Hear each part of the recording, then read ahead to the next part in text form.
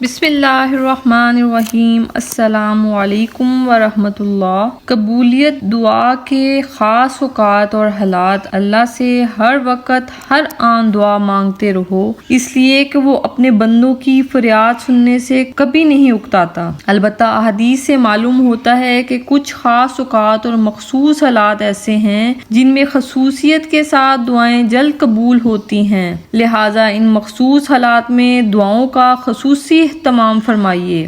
رات کے پچھلے حصے کے سناٹے میں جب عام طور پر لوگ میٹھی نیند کے مزے میں مست پڑے ہوتے ہیں تو بندہ اٹھ کر اپنے رب سے راز و نیاز کی گفتگو کرتا ہے اور مسکین بن کر اپنی حاجتیں اس کے حضور رکھتا ہے تو اللہ تعالیٰ خصوصی کرم فرماتا ہے۔ نبی کریم صلی اللہ علیہ وآلہ وسلم کا ارشاد ہے، اللہ ہر رات کو آسمان دنیا پر نزول اجلال فرماتا ہے، یہاں تک کہ جب رات کا پچھلا حصہ باقی رہ جاتا ہے تو فرماتا ہے، کون مجھے پکارتا ہے کہ میں اس کی دعا قبول کروں، کون مجھ سے مانگتا ہے کہ میں اس کو عطا کروں، کون مغفرت چاہتا ہے کہ میں اسے معاف کر دوں۔ ترمذی شریف میں ہے، شب قدر میں زیادہ سے زیادہ دعا کی جائے، یہ رات اللہ کے نزدیک 1000 مہینوں سے زیادہ بہتر ہے، اور یہ دعا خاص طور پر پڑھیے، اللہم انک عفو تحب العفو فاعف عنی۔ اللہ تو بہت زیادہ معاف کرنے والا ہے، معاف کرنے کو پسند کرتا ہے، پس تو مجھے معاف فرما دے۔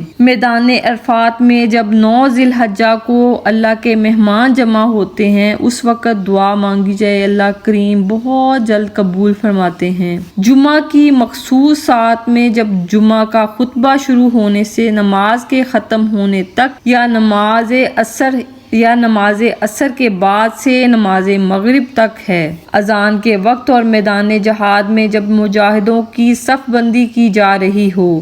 نبی کریم صلی اللہ علیہ وآلہ وسلم کا ارشاد گرامی ہے، 2 چیزیں اللہ کے دربار میں رد نہیں کی جاتی، ایک اذان کے وقت کی دعا، دوسری جہاد میں صف بندی کے وقت کی دعا۔ ترمذی شریف میں ہے کہ اذان اور تکبیر کے درمیانی وقفہ میں نبی کریم صلی اللہ علیہ وآلہ وسلم نے ارشاد فرمایا، اذان اور اقامت کے درمیانی وقفہ کی دعا رد نہیں کی جاتی۔ صحابہ کرام رضوان اللہ اجمعین نے دریافت کیا، یا رسول اللہ صلی اللہ علیہ وآلہ وسلم، اس وقفہ میں کیا دعا مانگا کریں؟ فرمایا، یہ دعا مانگا کرو، اللہم انی اسألک العفو والعافیۃ فی الدنیا والآخرۃ۔ اے اللہ، میں تجھ سے عفو و کرم اور عافیت و سلامتی مانگتا ہوں، اور دنیا میں بھی اور آخرت میں بھی۔ رمضان کے مبارک ایام میں بالخصوص افطار کے وقت فرض نمازوں کے بعد سجدے کی حالت میں نبی کریم صلی اللہ علیہ وآلہ وسلم کا ارشاد ہے، سجدے کی حالت میں بندہ اپنے رب سے بہت ہی قریب ہوتا ہے، پس تم اس حالت میں خوب دعا مانگا کرو۔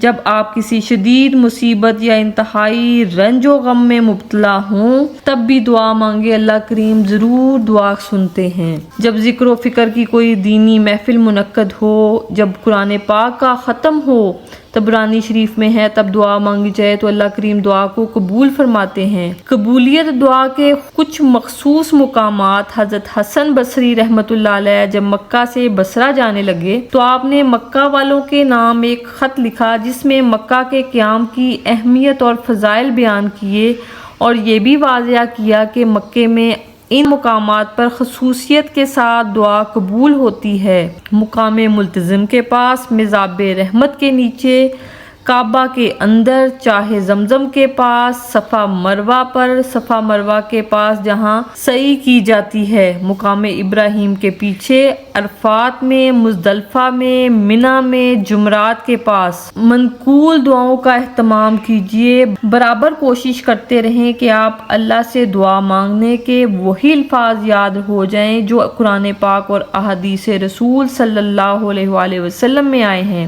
اللہ نے اپنے پیغمبروں اور نیک بندوں کی دعا مانگنے کو جو انداز اور الفاظ بتائے ہیں، ان سے اچھے الفاظ اور انداز کوئی کہاں سے لائے گا۔ نبی کریم صلی اللہ علیہ وآلہ وسلم نے شب و روز کی جو دعائیں مانگی ہیں، ان میں بھی سوز مٹھاس، جامعیت اور ایسی عبودیت کاملہ کی ایسی شان پائی جاتی ہے کہ ان سے بہتر دعائیں، التجاؤں اور آرزوؤں کا تصور نہیں کیا جا سکتا۔ قرآن و حدیث کی بتلائی ہوئی دعاؤں کا ورد رکھنے اور ان کے الفاظ اور مفہوم پر غور کرنے سے ذہن فکر کی یہ ترتیب بھی ہوتی ہے کہ مومن کی تمنائیں اور التجائیں کیا ہونی چاہیے، کن کاموں میں اس کو اپنی قوتوں کو لگانا چاہیے، کن چیزوں کو اپنے منتہائے مقصود بنانا چاہیے۔ بلا شبہ دعا کے لیے کسی زبان، انداز یا الفاظ کی کوئی قید نہیں۔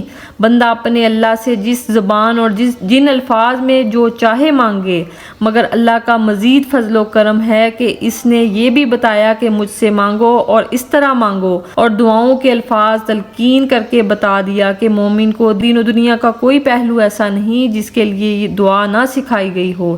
اس لیے بہتر یہی ہے کہ آپ اللہ سے قرآن و سنت کے بتائے ہوئے الفاظ میں دعا مانگیں۔ اس سے بھی بہتر یہ ہے کہ جب آپ کو کوئی ضرورت درپیش ہو تو آپ اللہ کریم سے اس طرح دعا مانگیں کہ جس طرح رب دو جہاں آپ کے سامنے ہیں، آپ ان سے بات کر رہے ہیں اور اللہ کریم آپ کی دعا سن رہے ہیں۔